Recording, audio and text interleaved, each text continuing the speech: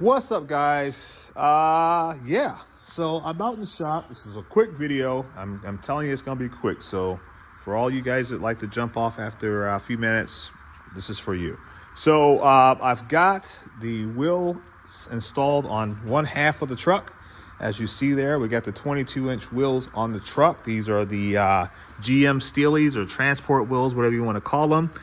Now the truck isn't, I only have it on one side, and that's because I need another wheel spacer hub adapter type tool or component for the driver's side, and I only have the passenger side. So that's why the truck has got a slant to it. So I got the wheels on there. I got the new lug nuts today. I had an issue with the fitment previously using the factory lug nuts. I'll show you guys what the issue is I had here.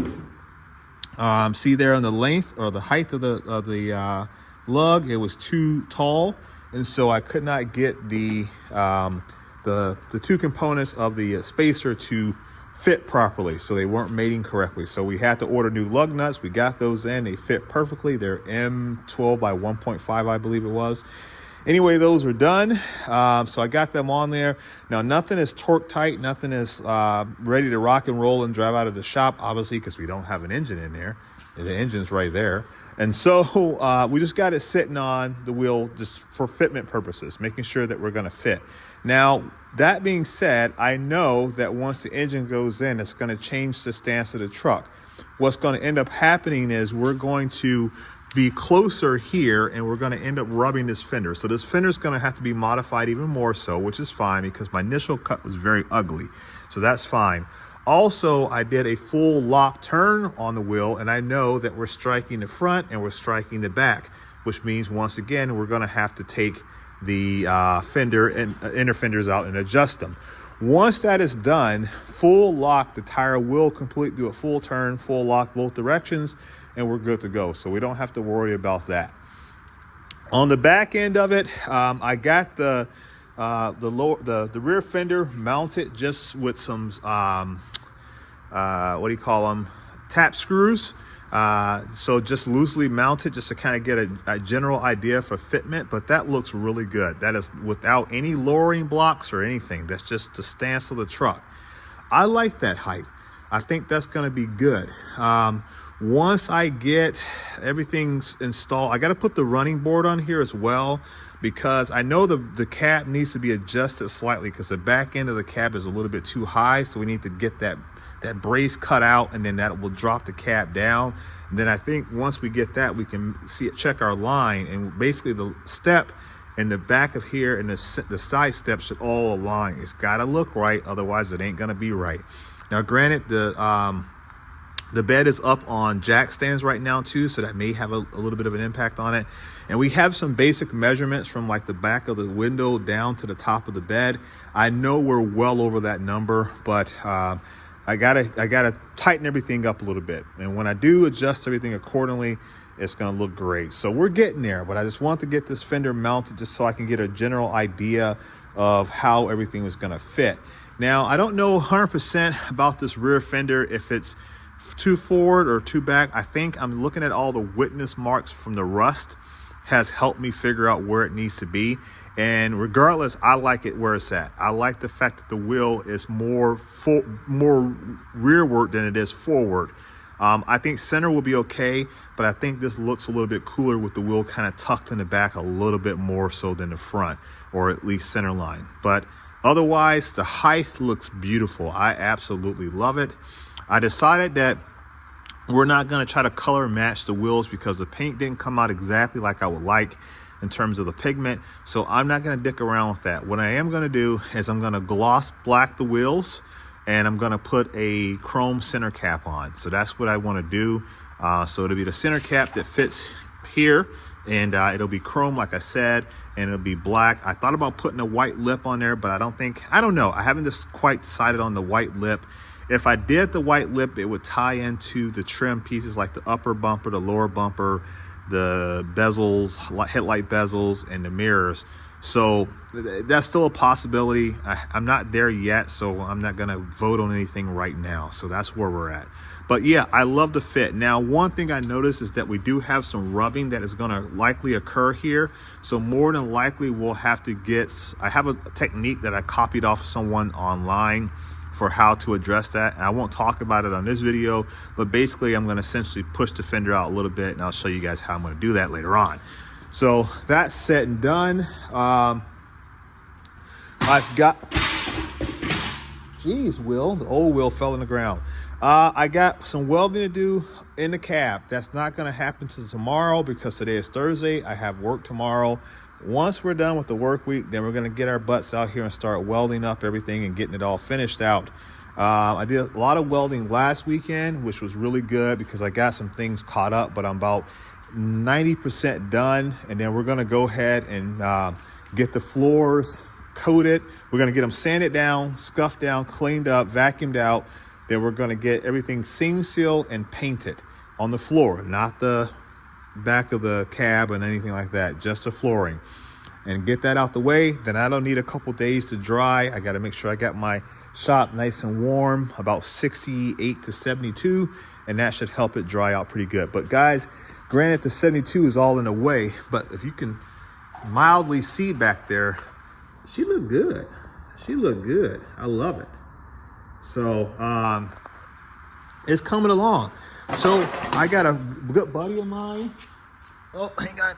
I got a good buddy of mine who was part of my motorcycle group club, and he is going to help me with the engine part of it. So we've been buying all the missing components that we needed for this engine. We needed a power steering pump. We needed a alternator. We needed a starter. We needed, what else did we need? We need the ECU, ECM, and the painless wiring kit, which is all on order. And so we will get that stuff, then we're gonna go through the engine, and then we're gonna get it ready to rock and roll, and then do our first start on it. So that's gonna be a big day when we do our first start on this. So that will be documented. So don't worry, you won't miss it. Once we get all that documented, or once we get all the engine running, then we'll get the transmission mounted on the back, get all that stuff done, and get it ready to be dropped into the truck. So that's gonna come thereafter. I need the engine to be in the truck because I need to modify or mock up the steering a little bit. Now, granted, we don't have headers on this engine. We only have manifolds. So therefore, we don't have to worry about so much of the issues with alignment this direction. So we can adjust it accordingly, I guess is what I'm trying to say. So we'll have to bring the steering shaft up a little bit because right now it's too far down. We're gonna have to modify it in this area here, and then that will allow me to align it better with the stock steering box on the S10 chassis. We'll get the power steering, not power steering, but the brake booster and stuff mounted. We have the brake pedal, accelerator pedals. All that stuff is already in the truck. It's just sitting there. It's not mounted, hard mounted in yet. So, but it is there, as you can see. So we just simply have to get that stuff positioned. And we may work a little bit on that this weekend, at least with the brake booster and the brake pedal. We may should be able to do that. We may even work on the steering a little bit more too as well, because I think I got a general idea of where it needs to be, and it's just fitment right now. So therefore, if something is wrong, I can always come back, modify, and then readjust. So that's not going to be an issue. Then once we get that figured out, then hopefully we can start cleaning up a little bit of the stuff around here while it's still fairly mild weather here for the Midwest.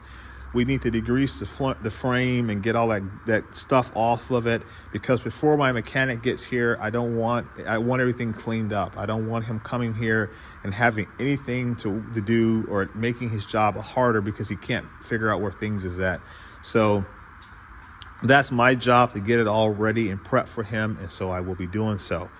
And then hopefully I can get the wheels on in the next day or so whenever the parts get here, and then we can wrap that up as well, because the truck needs to be sitting proper stance so we can go ahead and wipe that out. So we have a lot of things that we can do right now. We just need the parts to get here so we can do it. This front clip here, I don't know. I talked about trying to salvage it. That's probably not going to happen. We're just probably going to save our time and energy and buy a new one because the price is right. And you know, sometimes you gotta figure out what makes the most sense. And sometimes trying to do all the body work doesn't make the most sense. Sometimes you just have to buy some replacement parts and call it a day. So, last thing here is I had these lug nuts here. So these are the ones that actually fit the new hubs or the spacers, the studs for the spacers. I bought these things from my buddy. These are 14 by 1.5s. I bought these from my buddy Terry, who's a Matco dealer, like, I don't know, 2-3 years ago. And I never used them. And then lo and behold, I did some research, figured out what side of lug I needed, and I actually owned them. I have a ton of them. So I'm good to go with lug nuts. So that's freaking awesome. Tried to go to a local salvage yard today. I did a short video on that. It sucked because they no longer offer, sorry, these are all my auction wins, believe it or not. You'll see that stuff in future content. But they no longer let you walk the yard at this auction that's local to me. So that sucked. Not auction, but this salvage yard that's local to me. So that sucks because I was going to try out my new 1/4-inch drive Capri ratchet, and I was also going to try out my Hercules 1/4-inch drive long neck ratchet, battery ratchet. So that didn't happen. So that kind of sucked. Put a little bit of a stoppage on what I was trying to do, but we are going to go to another salvage yard, which is also local to me, and I know for a fact you can walk that one, called B&K. So shout out to B&K in Warren, Indiana, because we're going to be coming there tomorrow and checking those guys out. So that's all I got for today. Hope you like it. I know lighting sucks in the shop. Maybe one day I'll get a lighting sponsor. I can get some proper lighting out here.